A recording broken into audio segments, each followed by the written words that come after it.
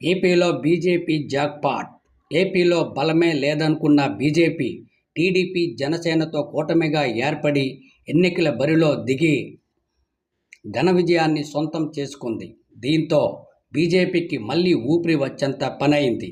కేంద్రంలో నరేంద్ర మోడీ మూడోసారి ప్రధానమంత్రి కావడం, మిత్రపక్షంగా భావిస్తున్న టీడీపీ ఏపీలో అధికారంలోకి రావడంతో బీజేపీలోని సీనియర్ నేతలు మంత్రి పదవుల కోసం పోటీ పడుతున్నారు.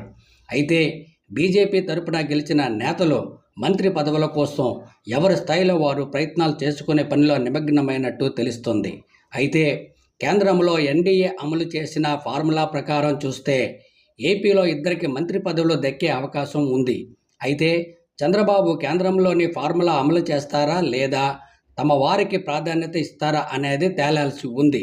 ఈ క్రమంలో బీసీ కోటాలో బీజేపీ తరపున ధర్మవరం ఎమ్మెల్యే సత్యకుమార్, సుజనా చౌదరి, కామినేని శ్రీనివాసులు మంత్రి పదవుల కోసం రేసులో ఉన్నట్టు తెలుస్తోంది. వీళ్ళల్లో ఇద్దరికి మంత్రి పదవి దక్కే అవకాశం ఉంది. అలాగే వైసీపీని వీడి టీడీపీలో చేరిన పార్థసారథి, ఆదినారాయణ రెడ్డిలు సైతం ఇదే రేసులో ఉన్నట్టు ప్రచారం జరుగుతుంది. వీరికి మంత్రి పదవులు కట్టబెడతారా లేదా మొండిజై చూపిస్తారా అనేది 2 రోజులు ఆగితే తెలుస్తుంది.